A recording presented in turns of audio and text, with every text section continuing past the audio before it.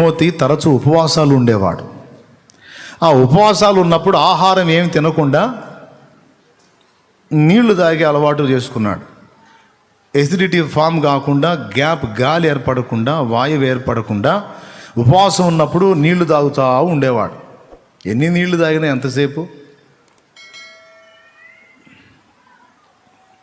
కొంతమంది ఉపవాసాలు ఉంటారు, దానికి ఒక పర్థం ఉండదు.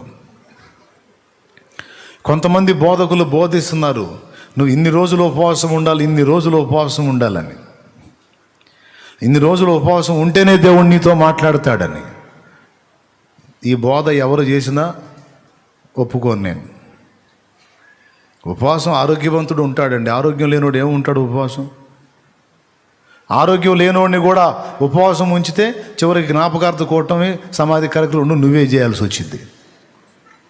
దేవునికి స్తోత్రం కలుగునుగాక. మళ్ళీ అక్కడ సహోదరుడు బహుభారముతో ఉపవాస ప్రార్థనలో ప్రభు చెంతకు చేరాడు, హల్లెలూయా అనుకుంటా పోవాల్సి వచ్చింది. పనికి మాలిన బోధ.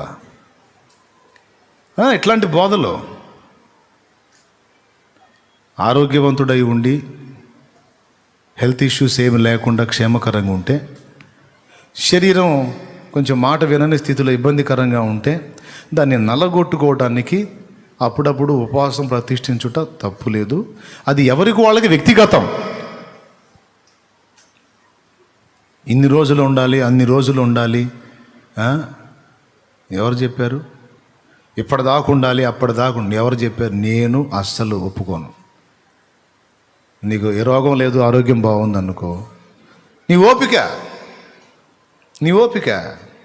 నేను ఏం తినకుండా 40 రోజులు ఉంటానంటే అంత దమ్ము నీకుంటే ఉండు, నేను చేయగలిగింది ఏం లేదు. నేను మాత్రం ఉండలేను. ఇంకొకటి ఉండమని నువ్వు చెప్పినా నేను ఊరుకోను. దేవునికి స్తోత్రం. ఎందుకు ఊరుకోవు? బైబిల్లో యేసయ్య 40 రోజులు ఉపవాసం ఉండలేదా? కొండ మీద మోసే ఉపవాసం ఉండలేదా?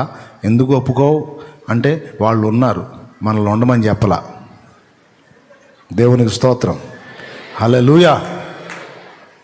దేవునికి స్తోత్రం. వాళ్ళు ఉన్నారు బాబు, నన్ను ఉండమని చెప్పలా. ఉండాలనిపిస్తే నీ ఆత్మీయ జీవిత క్షేమం కోసం నీ వ్యక్తిగతం.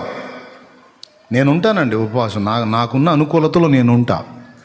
కానీ నేను ఇన్ని రోజులు ఉన్నాను, అన్ని రోజులు ఉన్నాను, నేను ఇంత మొనగాడిని, నేను ఇంత అది, నేను ఇంత ఇది, ఈ అనవసరమైన వాటన్నిటిని చేసి భక్తి గర్వం తెచ్చిపెట్టుకుంటారు అన్నమాట.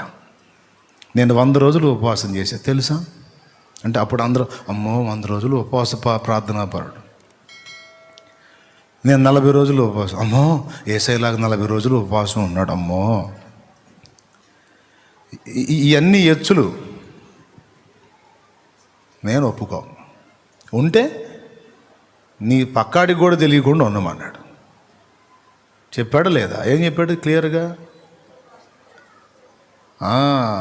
ఉపవాసం ఉన్నప్పుడు ముఖం వికారంగా చేసుకొని దరిద్రంగా పెట్టుకోవద్దు. నువ్వు ఉపవాసం ఉన్నావన్న సంగతి పరలోక తండ్రికి తెలిస్తే చాలు, నువ్వు ఊరు మొత్తం సాటింపు వేయాల్సిన అవసరం లేదు. ఒక్కొక్కటి ముఖం చూస్తే ఆటోమేటిక్గా అవతల అడగనే అడుగుతారు, ఏంది ఉపవాసం అయ్యింది అని. అవునులే అంటాడు. ఎట్లా అర్థమైంది అన్నాడు. ముఖం చూస్తేనే అర్థమైందిలే. ఎన్ని రోజులు ఏంది? ఎన్ని రోజులు ఏడు? ఒక రోజేగా. నాయన ఒక రోజుకే అయిపోయావు. దేవునికి స్తోత్రం కలుగునుగాక. హల్లెలూయా. ప్రియులారా, ఉపవాసం ఎవరెవరు ఏ స్థాయిలో ఉండాలి, వారి శరీరం ఎంతవరకు సహకరిస్తుంది?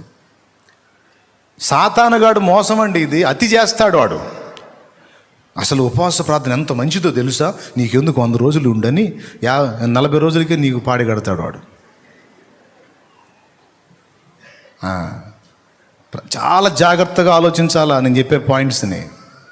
మెలకువగా ఉండాలి, లేకపోతే అవుట్. మంచిది, ఇది మంచిది, అది మంచిది, ఇది మంచిది, అది మంచిది, ఎక్కువ చేయి అంటాడు. అతి సర్వత్రా వర్జయేత్. దేవునికి స్తోత్రం. ఎందులోనూ కూడా అతి మంచిది కాదు. బ్యాలెన్స్ మిస్ అవ్వకూడదు.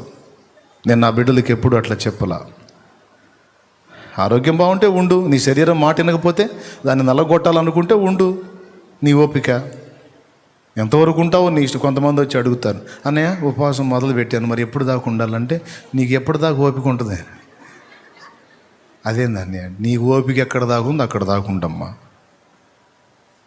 శరీర బలహీనతలు, గ్యాస్ ట్రబుల్ సమస్యలు ఉన్నాయి అనుకో, నువ్వు ఉపవాసం సంగతి నువ్వు అడ్డం పడితే ఇంటి మొత్తం కలిసి నీకు సేవ చేయాల్సి వచ్చింది.